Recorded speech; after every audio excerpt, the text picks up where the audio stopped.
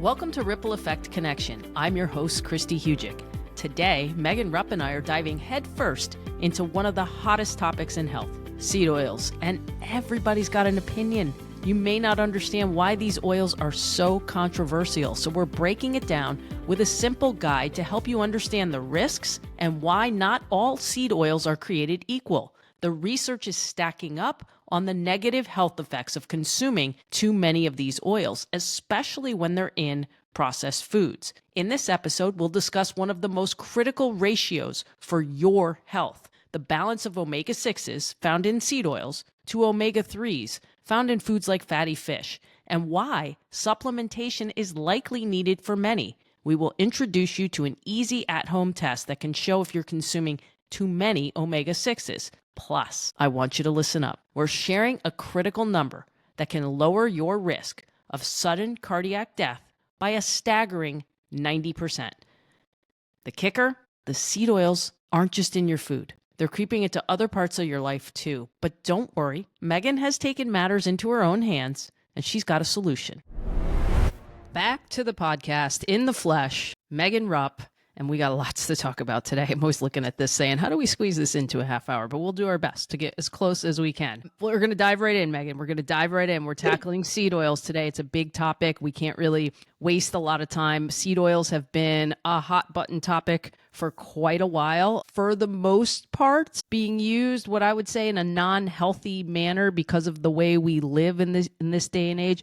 The argument that people tend to lean on, right, is the pro-seed oil group is going to say, there's these studies that say the body needs polyunsaturated fats, omega-6 fatty acids. Not untrue. However, it's the amount. So context matters. So we're going to hear a lot about context today. Megan, should this really be a black and white two-sided issue, in your opinion, and kind of explain what you know about seed oils? Yeah. So I think the first thing that we have to break down for the listener is, what are seed oils? Because I think that topic is so interesting because you have people who are listening to the news in the media or listening to their doctors, and they don't even know what seed oils are. So first is always educate yourself. So seed oils are what they sound like. They're oils extracted from the seeds of various plants. They're commonly used in cooking, sometimes in skincare, industrial applications, and it's usually like soybean oil, corn oil, canola oil, sunflower, cotton seeds, safflower. And the issue here is more, how are these oils made? And they are usually made through an industrial process method that involves high heat extraction and then chemical solvents like hexane. And they're high in these polyunsaturated fats, like you mentioned, particularly omega-6 fatty acids, which, like you said, our body needs and our body has known since the dawn of time, since we've been around. But the issue here isn't that it is a seed oil. It is how we have really, if I could say, bastardized the process of making the seed oil, using the high heat, using chemical solvents, refining it, which can then degrade these beneficial nutrients and even create harmful byproducts that we're then consuming or putting on our skin. So these seed oils may contain and do contain small amounts of vitamins, antioxidants, but usually the process of making them in large quantities can strip these away and actually make them unhealthy. Yeah, and I think, like Megan said, there's the context. There's we're having too many things with these seed oils, which means our ratio is off, and we're going to get into that in a second. There's a chemical process that's taking place when a lot of these are made. That's a problem if these seed oils go rancid. And then, we're talking about them primarily being in processed foods, and guess what? America's consuming a lot of fast food, processed foods. So we're going to talk about that. So the context, of course, we're going to keep hitting that home. The context matters. Of course, polyunsaturated fats are healthy for the body, not in these amounts. So the seed oil controversy here involves a ratio. What is the ratio supposed to be? And what is it more like in this day and age? Yeah. And that's the thing, the ideal omega-6 to omega-3 ratio. And you and I have talked about this a lot because we want to research, we want to provide the right information for our clients and ourselves. And I think we can agree on this because of a lot of research you and I have done based on people way smarter than us, is that the ideal omega-6 to omega-3 ratio is around 1 to 1. But these modern diets often have a ratio of 10 to 1, omega-6 leading the charge, or higher. And it's due to, like you said, these industrial seed oils that are now in every single packaged food because it keeps it shelf stable. And I think that's where the issue is. So the ratio is the issue here as well. And we have the average American who balks at eating things like sardines and clams and oysters and scallops. And that's a whole nother issue, because then not only do you have these dominant industrial bastardized seed oils that are heavy in omega-6s, but you have no omega-3s. And I know you have a lot to say about that, because omega-3s is one of your favorite topics and you're always reminding me about them. Yeah. And I mean, I think my eyes were open to it. Like, I knew it was important, but then like, as I got into my schooling deeper and deeper, I'm like, it is amazing, like what's happening here. And like you said, the ratios are so out of whack. If it's supposed to be 1 to 3 to 1, it's more like 10, 15. We both saw research in different places that say different things. We talked about the Inuits, that like the ratio there was actually 1 to 4 in the opposite direction. Yep. And that back for those people, pre-industrial, it was associated with a 70% decrease in mortality. So like, that's a big deal. Yeah. So that is something you want to pay attention to. So we're going to link up a couple studies about this in the show notes that you can see. But I think that the number I like to point out, that the statistic that shocked me, that I think makes everyone kind of stop in your tracks. I think almost everyone, especially 35 and over, could benefit from an omega-3 supplement. Because most of us, I would say a vast majority of us, are not getting enough in our diet. Like, I eat my own fair amount of fish. I eat sardines. I know you do. I eat salmon. I eat trout. I get a vast amount, I think a pretty good amount of omega-3s. And my ratio was still not where we would want it to be. When I studied as an integrative health practitioner under Dr. Cabral, the number that he talked about that I just could not believe was that the total omegas, which our omega-3 test will tell you, it'll actually break down all the different types of omega-6s, linoleic acid, arachidonic acid, like all of those things. So you'll see the breakdown of it on this lab, even if you paid attention to no other number. If a person has a total omega-3 greater than 9%, it equals a 90% risk reduction for sudden cardiac death. Okay? That's startling to me. So that made me really come to attention. So if someone's looking to, let's say, incorporate, let's take the other side of it. We're minimizing processed food. We're trying to take out the omega-6s. What are the omega-3s that people should try to look for to add to their diet that would help that? Yeah. And that's the thing. The right omega-3s are going to come from grass-fed beef, which when I tell people that, they're always a little bit surprised, but that's the big thing, is there are more omega-3s in grass-fed beef. And then there's fish, any type of fish, salmon, mackerel, sardines, anchovies, shellfish. There's even some omega-3s in eggs. And again, the better quality of how the eggs were gathered, the better quality of how the chicken was treated on the time that they laid the eggs, higher amount of omega-3s. And can you get some of these from plant compounds? Sure, but I always like to remind people it's just not as bioavailable. It's not the same thing. So making sure you're having these really food dense omega-3s is a big deal, and supplementing, like you said, because this whole thing with these omega-6s is they are associated with everything from insulin resistance to obesity, liver stress, and a big thing is female hormones. If we don't have the right amount of omega-3s and we have this overabundance of the omega-6s, we're going to have hormonal dysfunction as well as women, because our bodies can't create the proper hormones. Yeah. And I mean, I want to say omega-6s are important. They help promote inflammation, like when you need it, to heal an infection, to heal an injury. But the problem is, again, it's that ratio. Omega-3s and omega-6s use the same enzyme. So when omega-6s are dominating the scene, then we get this chronic versus acute inflammation. Omega-3 fats, on the other hand, are producing compounds that reduce inflammation. So again, it makes sense. If there's an overabundance of omega-6s, the dominant thing is inflammation. Like, I even don't understand the other sides of that, because like, that's a fact. That's kind of how they work and how they operate. And just to hammer home the idea of still being able to get a good enough level without a supplement. Dr. Cabral has looked at hundreds of thousands of labs. He's a lab junkie. He looks at every lab that comes through there, hundreds of thousands of these omega-3 inflammation tests. He said the only person he has ever seen come through the door who had the proper amount of total omegas without supplementation was a woman who was eating sardines 4 days a week. Yeah. Yeah. And I don't know about you, but I am not doing that. And I eat sardines. Nope. I just picked some up at Costco today. I picked them up. I eat them, but I would say a good week is maybe 2 packages of sardines a week. That's a good week in my book.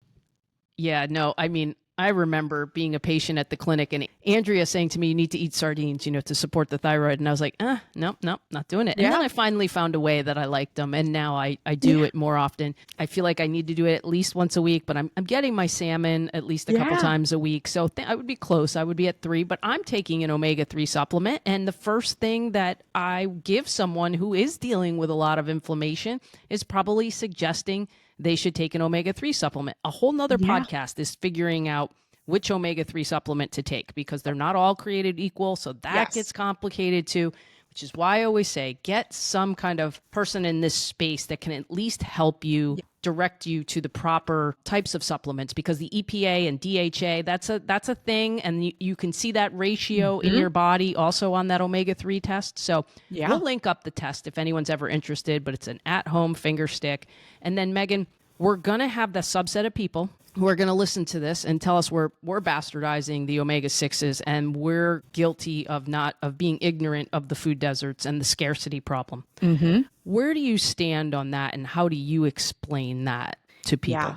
And here's the thing, we know these food deserts exist, and it's where these residents have limited access to supermarkets or stores offering a variety of this fresh and healthy food. And then these areas may rely on things like small grocers, convenience stores, food vendors, and it's a lot of highly processed foods. So we realize that some of the foods we're talking about today, which it's funny, like sardines and things have been around so long. I don't know many people who know exactly where to buy things like sardines, fresh fish, grass-fed meat if they live in a food desert. They just don't know. And the big thing there is we talked about keeping these foods shelf stable. So unfortunately, food deserts have a super high amount of omega-6s, keeping those foods stable. So the big thing here, when I have a client who's in a food desert, I say good, better, best. Just like the omega-3, omega-6 ratio, there's good, better, best. We could say, ideally, you want to have an abundance of omega-3s, but honestly, if you just cut back your omega-6 tomorrow, you may not be ideal,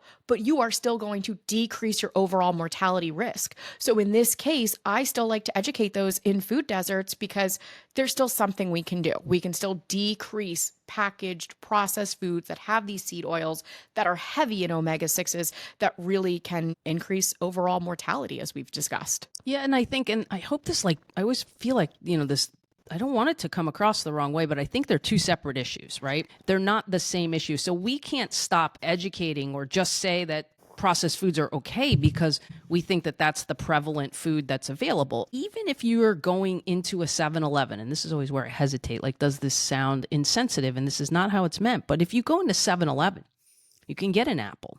You can get a package of hard-boiled eggs. Like Megan said, there's good, better, and best. There's no one forcing you to go in that convenience store and buy Doritos. But I get it.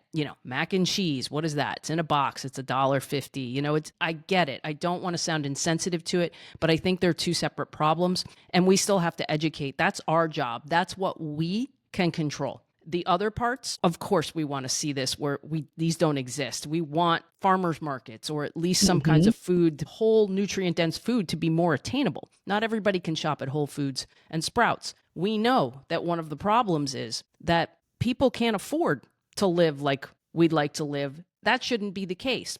That goes back and starts at the food system and why we have to get some of the detrimental things out of these products. So hopefully seed oils, which I think they are, on the agenda eventually. So we just wanted to make it clear that Megan and I are not insensitive to this. This is not what's meant by talking about these seed oils. I just think that the people in the economic bracket that have to deal with this also, they're the ones that aren't going to afford the health care when they get sick. And so what can we do under the current situation to help them make a decision that's going to serve them a little bit more in the long run, again, with a good, better, best suggestion. So fair enough. I love that, Kristi. That is so well said.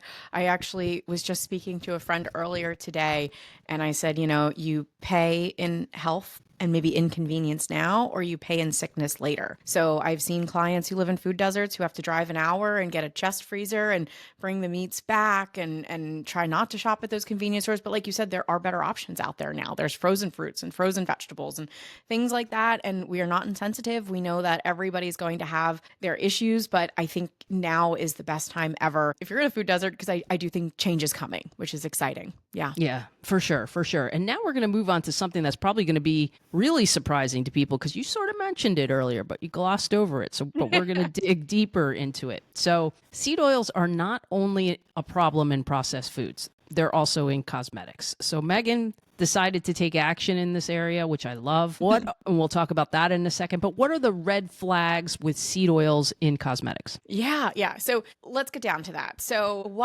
which first off, I always like to give a nice blanket statement. I will have the most amazing clients who are like, I won't put that in my mouth. I will not eat that. I will not drink that. But then they will lather their skin with the most toxic crap I've ever seen. And I'm like, oh my goodness. Like, we got to talk about how your skin is your body's largest organ. It's an organ. It's sucking things in. Like, that is how it works. So a lot of these natural skincare brands love to brag about how they're clean and non-toxic, but you flip the label over and you'll find these industrial seed oils, especially sunflower, soybean, grapeseed. They might even be called other names. And then in parentheses, it'll say grapeseed oil. That's the best one. And these oils are packed with these unstable polyunsaturated fats. It oxidizes the second it hits heat, light, or air. And then you put it on your skin and it floods your skin with something called free radicals, which sets the stage for inflammation, aging, and long-term damage. We talk about antioxidants in fruits, vegetables, and all these great things, but the free radicals is what the antioxidants fight. Free radicals cause damage. So it even gets worse from there because the seed oils are chemically extracted, like I mentioned earlier. But when it's used in skincare, a lot of times they're also bleached and deodorized so they don't smell like anything, or so you could layer in fragrance, natural fragrance, which is not natural, and we could do a whole podcast episode on that. And then they sometimes do high heat. So it's a chemical cocktail creating these toxic byproducts like trans fats and aldehydes, which might make your skin look better. It's kind of crazy. You put on this cream that's, again, seed oil. It's got like styrene and benzene, and it tightens your skin and it minimizes your pores, but it's because it's a toxin. It's just like when you feel good when you have that first drink of alcohol. Yeah, it's a toxin. The acute effect is, oh, this is great. My skin looks better. But the chronic effect is your body is absorbing this, and these are very toxic chemicals, and toxic seed oils, I would even say, fall under that chemical because of how they're treated and put into the skincare we're using. Yeah, and the greenwashing is so frustrating. Oh and my so gosh. It makes it so hard on the consumer, right? Because you're not sure. Because you're like, oh, I read this. So we always say, like, always go to EWG. And the first thing you need to do is check what you are using. Maybe you are using something that's vetted and it is safe. But we could do another podcast on the vocabulary used in advertising in this country that people get away with, that you may think what you think is true is not. You know, like when you get a sugar-filled cereal that says heart healthy on it. Yes. Okay. Yes. Sure. Oh my gosh. Yes. You know, like we can make a whole podcast on all that. Yeah. But I think all of that's well said. So, Megan, when you want something done, you do it yourself. So what did you do in the realm of this? Yeah, well, after a lot of time looking at different lotions and things like that and finding, and you mentioned the EWG, and just a side note on that, I found something today at Costco, and the EWG rating was like a 1, which is supposed to be good, but it said limited information available. And the second ingredient was like benzene and styrene, which we test for, but the EWG was trying to say there wasn't enough information on this product to know if it was bad, but we know what that leads to. So anyway, I'm getting off topic, but this is what has just led me down the rabbit hole of, if I wouldn't ingest it, why would I put it on my skin? So I went through a process where I started making my own tallow creams, olive oil based creams, lotions, things like that. And I was doing it for about a year or so. And I had friends and family who wanted to start buying it and utilizing it. So that's how I created my own tallow-based skincare company, seed oil free, and that's called Wildborn Tallow. So it's been a really exciting last few months of finally launching it, even though I've been making this product and perfecting the proprietary process of rendering down the tallow and purifying it from regenerative farms in my area right outside of Philadelphia. It's been really exciting. It actually just released about a month ago. So it's been very fun that if I don't like how something is done, I'm just going to do it myself. And it's like we talk about this all the time. Like we offer services quite a bit as coaches, but very rarely do we have our own products. Like we have products, we'll say, okay, if you need a red light, here's a red light. If you need a PEMF mat or a sauna blanket, we'll give you these brands you can use. So it's very rare that we get to create our own things. So I thought that was really cool. I think Thank you. there's going to be some popular questions that are going to be asked about this. But what I think is most important to know, just what Megan is saying, there's less ingredients is more, whether we're talking about food or talking about skincare. So it's the same thing. And so like what she's saying, we're minimizing the ingredients. And for me, the less I have to guess what benzene and whatever else, zine and ene that I'm going to see, ethylene, styrene, oxide, whatever IDE I see on the end of something, the less I have to go look all those up myself, the easier it is. And we're all for what creates ease. So what are the benefits of tallow and why does it work so well for skincare? Yeah, this is a great question. So I will try not to bore anybody too much about this, but the first thing is tallow is biologically compatible with our skin. So it closely mimics the oils our skin naturally produces, like sebum, and it's naturally non-comedogenic, meaning it won't clog pores. We think oil, we think it's going to clog the pores, but the body, again, absorbs it. It does not clog pores. I could say that is emphatically proven. I don't care who you talk to or what you say. I could prove that 9 different ways from Sunday. So it is absorbed and it is a little bit, you put it on, there's a little bit of a film within 5-10 minutes, it's completely gone because again, your body is absorbing it. Kristi, Yeah, I mean, I'm putting some on now. I mean, if you're watching the video, you can see it. It kind of goes on with a little sheen, like when you first put it on. Yep.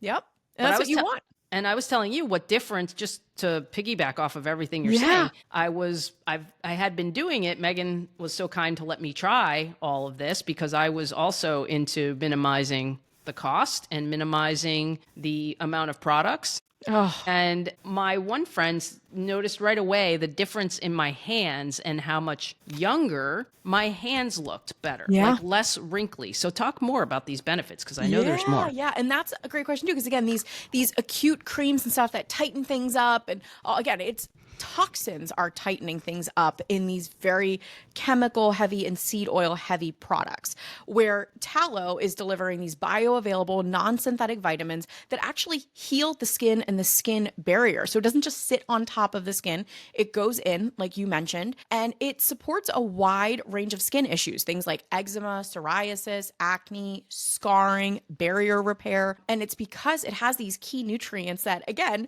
we're trying to mess with nature here. You'll see a lot of like retinols and vitamin A creams that are synthetic and can actually cause cancer and cellular damage if you go out in the sun with them.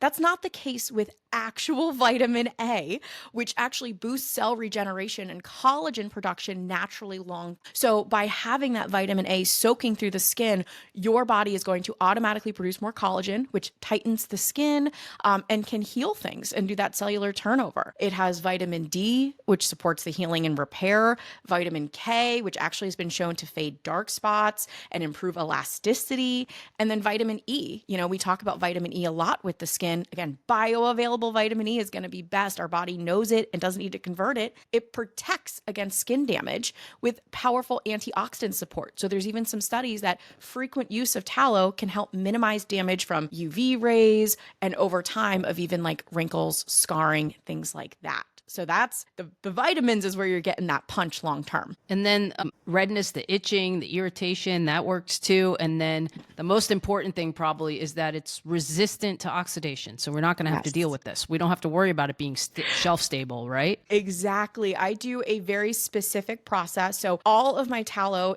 starts off as suet. straight fat from local regenerative farms. As I said, in the Philadelphia area, their farms I have vetted. I know the farmers personally.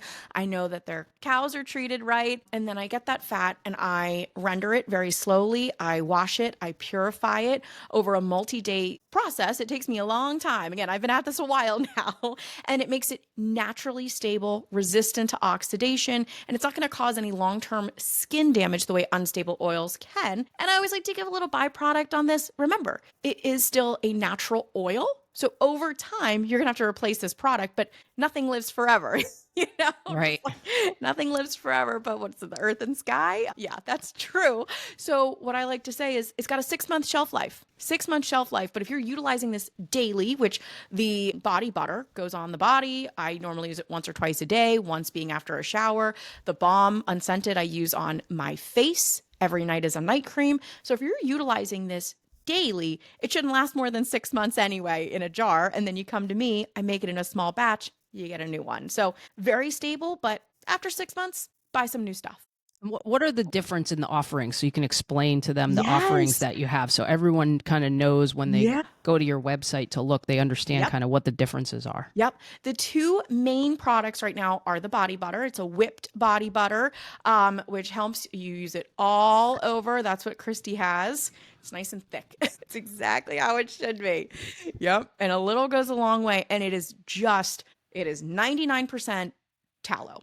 It is purified grass-fed tallow. There's a little bit of extra virgin olive oil that I have sourced from quality sources that is 100%, no fake olive oil here. And then you can get either unscented with no essential oils, or you can get vanilla or lavender. And the body butter is great. All over, you could use it on everything from dry skin to stretch marks to sunburn, daily moisturizer. And then on the other hand, there's the balm, the BALM. And the balm I like to use as a night cream, but also, again, you can use if you have like little patches of psoriasis. I have some clients who have alopecia who will do like an oil on their hair. So the night before they're going to shower, they'll mix a little bit of the balm in their hands, they'll melt it, and they'll actually put it on their scalp because it helps regenerate hair growth as well. So I would say if you're sensitive to any scents and smells, always get unscented.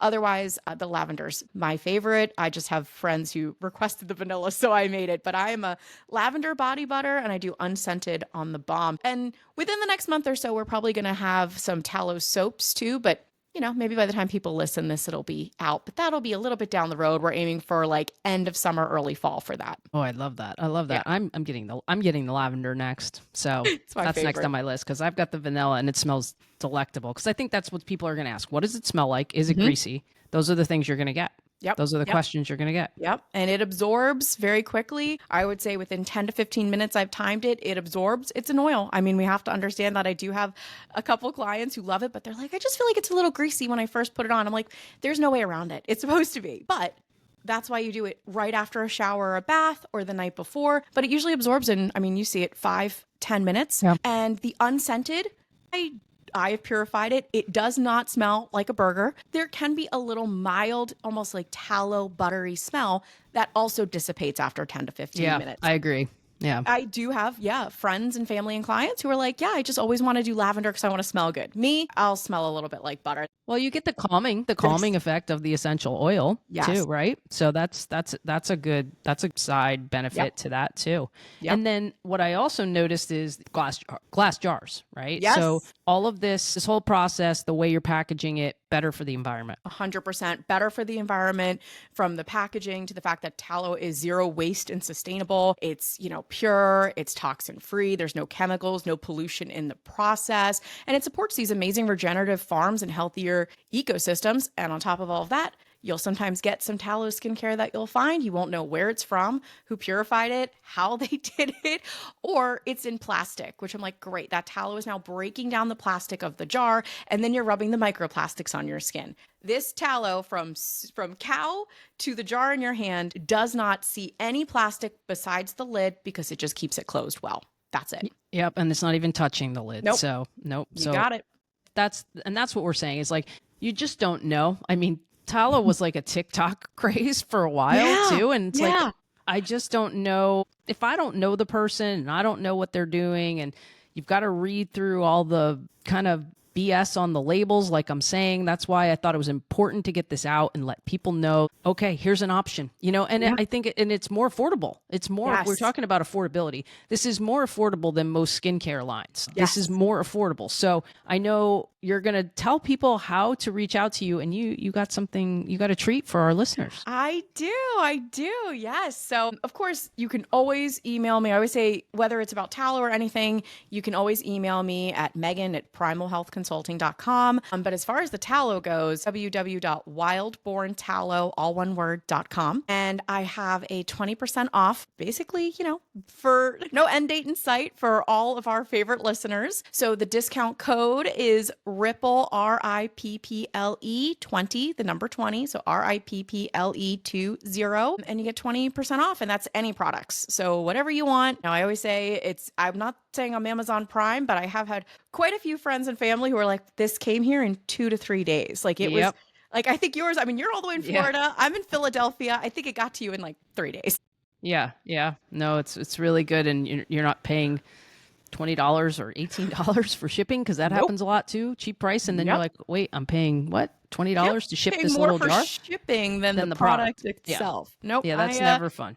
I partnered with UPS with some deals there because they ship very quickly. It's usually temperature controlled, and it's all great. So yeah, I pride myself on the priority shipping. Do you want to tell them at all too? Because I know that we were talking about this because we were thinking about it, because you're shipping to me in Florida and it's warm here. So what if the tallow is being shipped somewhere warm? Yes, and this is a great topic. I've shipped now to Florida, Denver, the Carolinas. It's kind of been all over the last 2 months, and it's been great. And here's the thing, again, we're talking about oil. Think like butter. At room temperature, it's soft. And then if it gets hotter than room temperature, it can melt a little bit. Here's the thing, it will reconstitute. You can just keep it out at room temperature.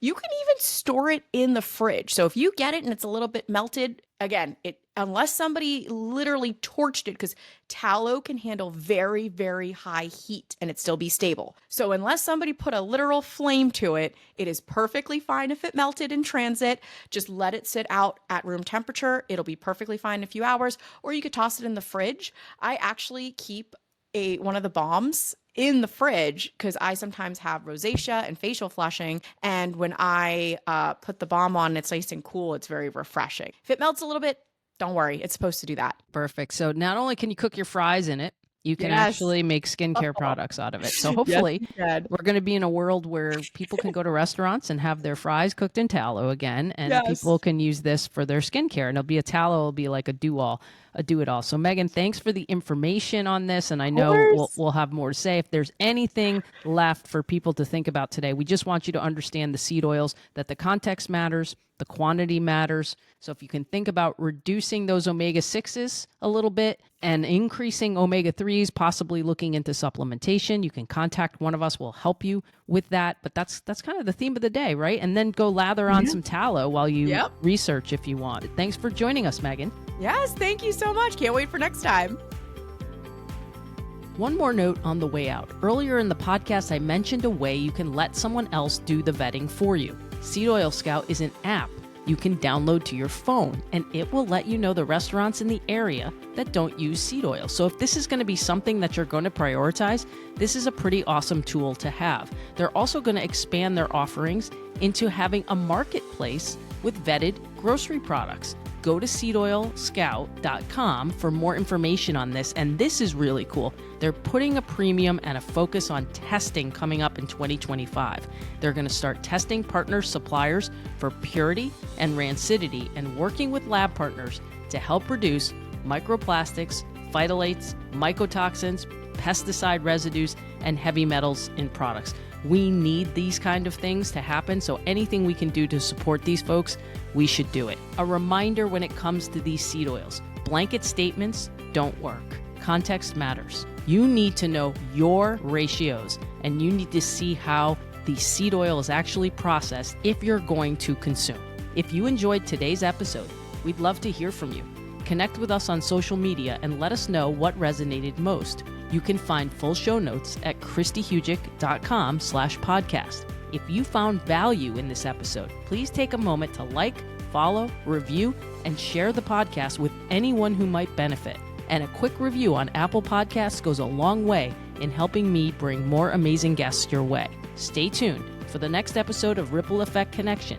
Together, let's create waves of change.